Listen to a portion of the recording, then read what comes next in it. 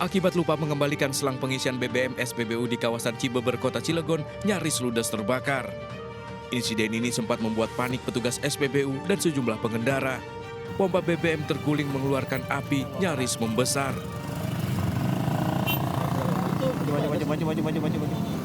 Dengan alat pemadam ringan, petugas SPBU berhasil dengan cepat menjinakkan api.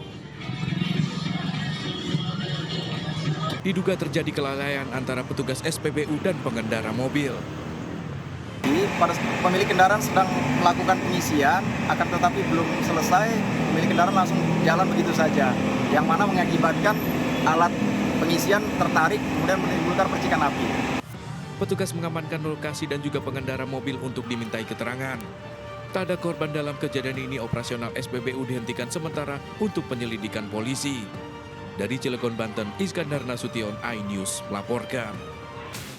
Usai ditetapkan sebagai tersangka, Bribtu FN, polwan yang menganiaya suaminya hingga tewas, menjalani tes kejiwaan. Keluarga tak menyangka Bribtu FN yang baru 4 bulan melahirkan anak kembar berbuat setega itu.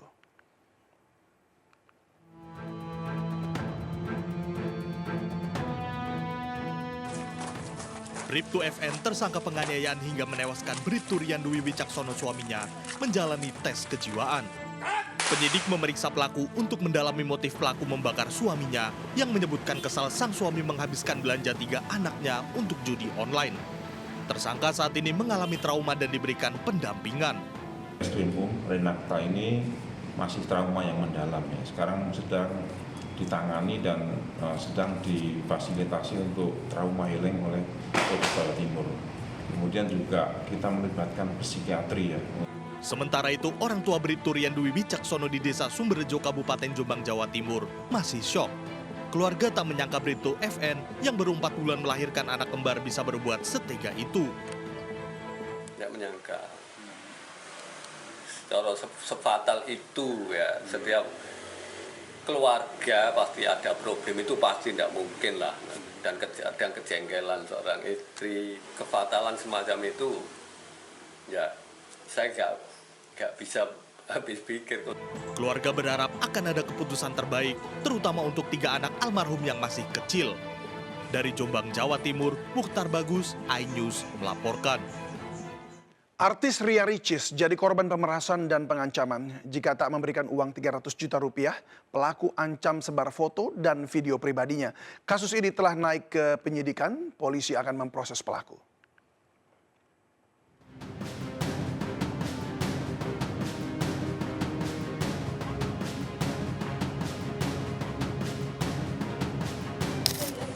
Ria Ricis diperiksa Subdit Siber Ditreskrimsus Polda Metro Jaya Senin sore setelah melapor menjadi korban dugaan pemerasan dan pengancaman melalui media sosial. Selama 5 hari, pelaku mengancam Ria Ricis akan menyebarkan foto dan video pribadi. Pelaku juga mengancam keluarga Ricis dan manajemennya. Lanjutan terkait adanya pemerasan dan ancaman menggunakan data pribadi, dan di sini saya merasa dirugikan dan sangat terancam ya tentunya. Dan bukan ke saya aja, tapi ada di beberapa pihak, kayak tim manajemen, bahkan keluarga, orang-orang terdekat juga jadi kena imbasnya. Ricis diperas pelaku agar mengirimkan uang 300 juta ke rekening atas nama Jeki dengan ancaman disebarkan foto dan video pribadinya jika menolak. Bahwa akan disebarkan foto atau video pribadi milik korban ya ke media sosial. Jika korban tidak memberikan sejumlah uang, antara lain yang disebutkan oleh terlapor ini adalah 300 juta rupiah. Dan disebutkan nomor rekeningnya di situ, di ancamannya. Dari Jakarta Selatan, Denhilmi Sajangbati melaporkan. Mobil pickup membawa sayur terbakar di ruas tol Jagorawi Cawang, Kramat Jati, Jakarta Timur. Akibatnya terjadi kemacetan panjang di ruas tol. Mobil pickup pengangkut sayur terbakar di ruas tol Jagorawi Cawang, Kramat Jati, Jakarta Timur saat lalu lintas padat. Mobil terbakar diduga akibat korsleting di bagian mesin menyambar ke saluran bahan bakar. Tidak ada korban jiwa. Sempat terjadi kemacetan panjang di ruas tol. Sore kemudian menuju terjadi pickup terbakar arah selatan kemudian. Siapa sangka supplier pakaian yang biasa dijual di Pasar Tanah Abang dan Pasar Cipulir ternyata sebagian berasal dari Kampung Konveksi Bulak Timur, Depok. Anda yang ingin memulai wirausaha berjualan pakaian jadi bisa berbelanja di kampung ini.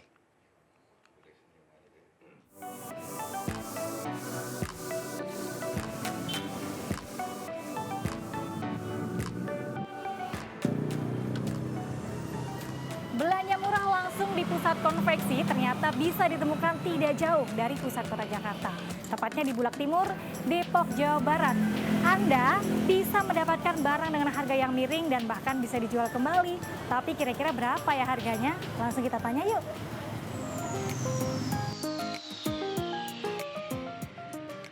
Puluhan kios berderet di sepanjang Jalan Bulak Timur, Cipayung, Depok, Jawa Barat.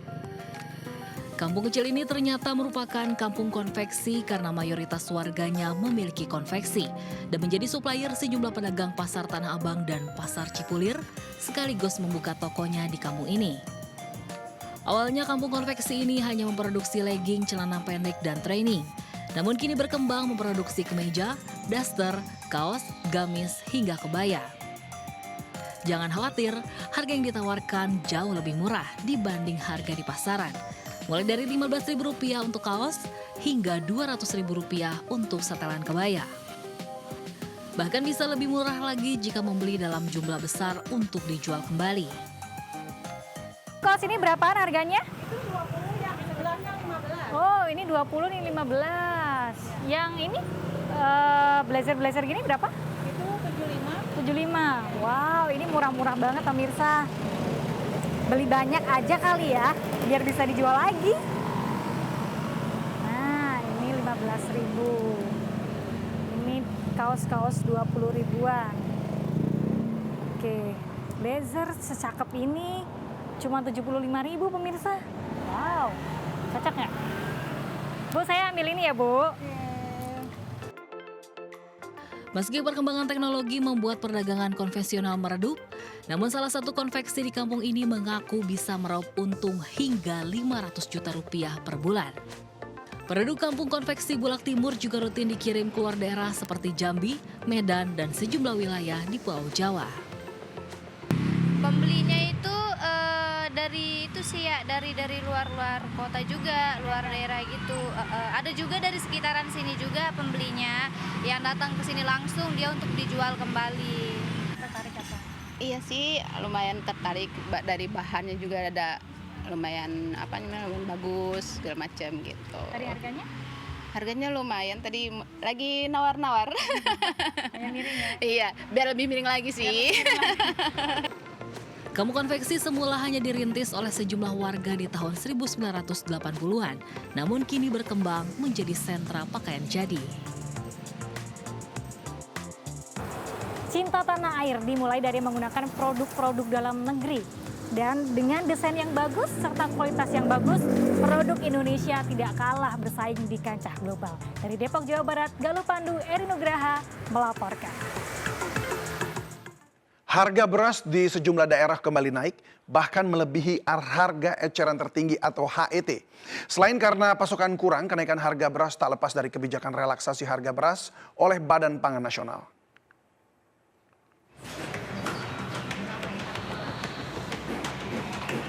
Pelanggan Pasar Curug Agung Padalarang, Bandung Barat mengeluhkan kenaikan harga beras.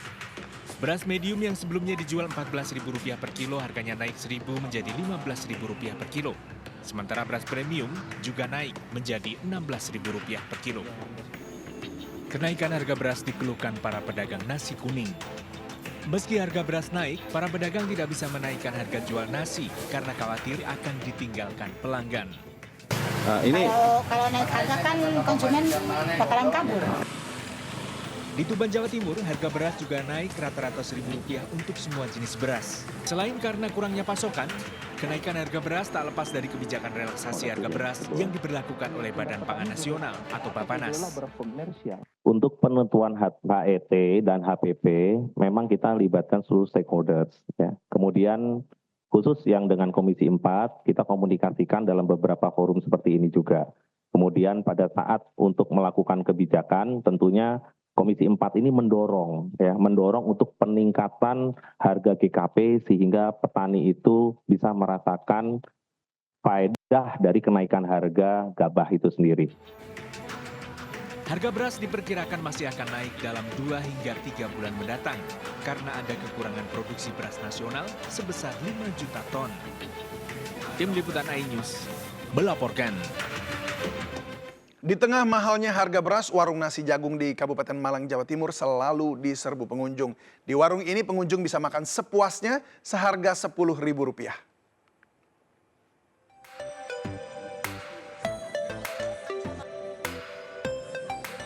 Nasi jagung dengan berbagai lauk menggiurkan, khas masakan rumahan ini selalu diserbu pengunjung. Warung nasi jagung berkonsep all you can eat, di mana pembeli bebas makan sepuasnya hanya membayar Rp10.000 menjadi favorit semua kalangan. Warung Baksi di Kabupaten Malang ini menyediakan menu andalan sego ampok atau nasi jagung halus, nasi putih, serta berbagai sayur, urap, serta olahan tempe dan ikan asin. Mulai berjualan sejak 2007, namun warung Baksi baru berkonsep prasmanan pada 2014 hingga akhirnya berubah menjadi konsep makan sepuasnya.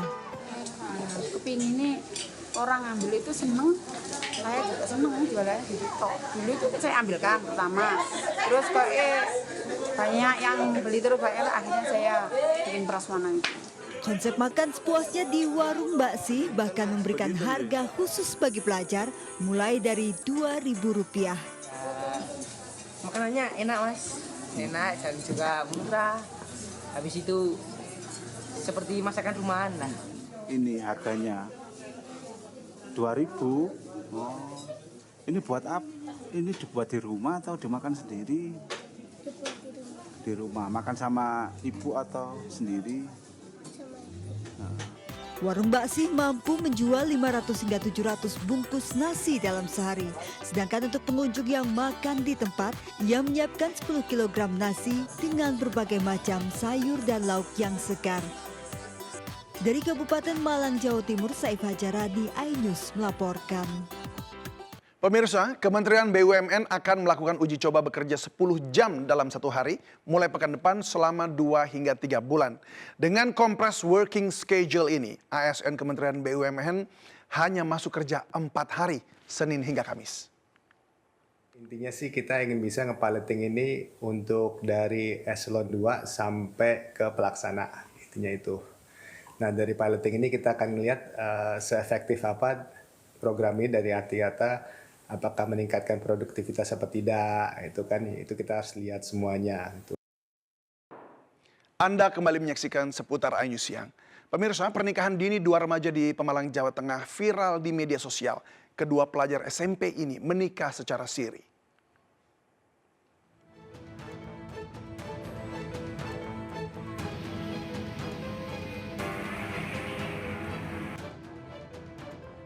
Foto dua bocah mengenakan pakaian pengantin ini viral di berbagai platform media sosial. Kedua mempelai masih berstatus pelajar merupakan rekan satu kelas di SMP Negeri 1 Pemalang, Jawa Tengah. Ketua RT tempat tinggal mempelai menjelaskan pernikahan secara siri digelar 19 Mei lalu dan tidak mengetahui apa alasan pernikahan. Ibu yakin sekali. Kenapa Pak?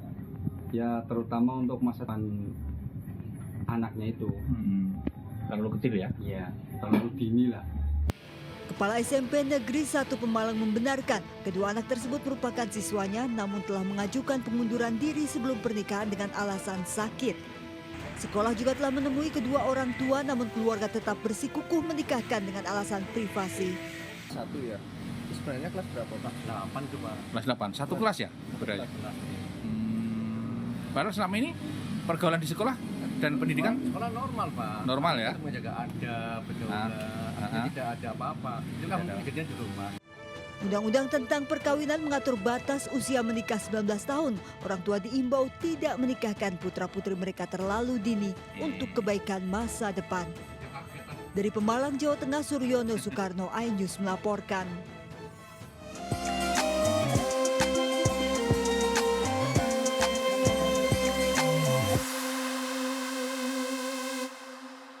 Masa tunggu haji reguler puluhan tahun, sejumlah artis naik haji menggunakan visa haji furoda tanpa perlu menunggu. Di antaranya Raffi Ahmad, Atta Halilintar, dan selebgram Fadil Jaidi.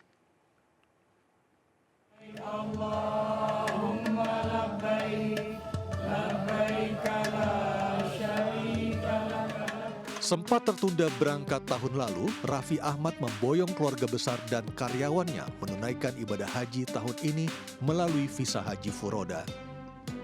Raffi dan rombongan tiba di Mekah sejak 9 Juni dan beberapa kali mengunggah foto serta video.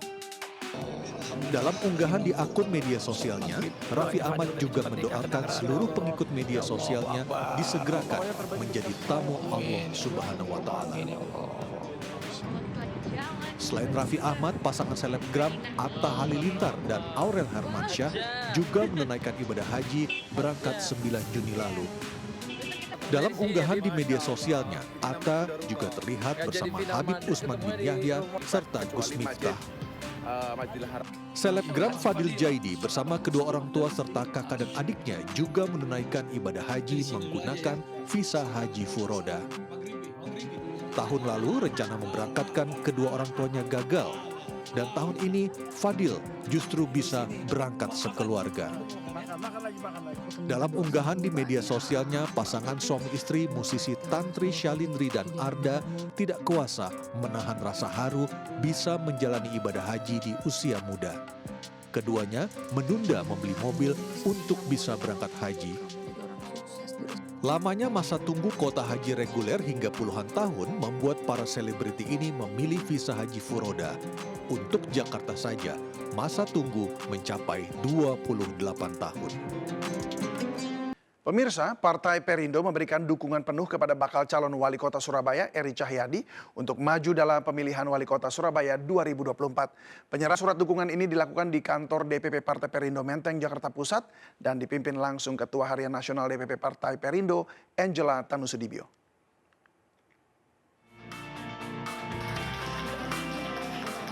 Ketua Harian Nasional DPP Partai Perindo, Angela Tanusudibio, menyerahkan surat dukungan kepada bakal calon wali kota Surabaya, Eri Cahyadi. Dukungan diberikan kepada Eri Cahyadi karena memiliki kesamaan visi dan misi dengan Partai Perindo.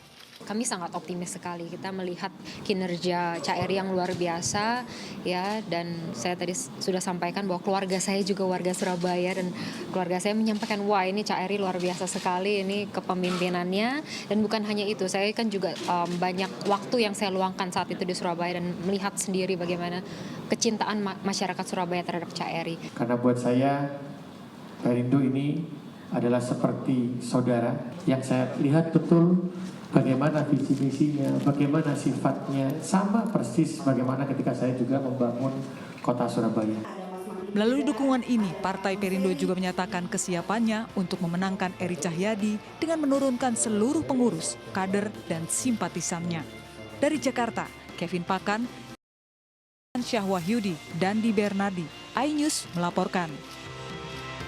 Ratusan peserta berkostum unik meramaikan lomba makan otak-otak di Kota Pangkal Pinang, Bangka Belitung. Dan pemirsa, informasi ini sekaligus menutup jumpa kita siang ini. Saya David Silahoy bersama tim yang bertugas berterima kasih atas kebersamaan Anda. Tetap semangat dan sampai jumpa.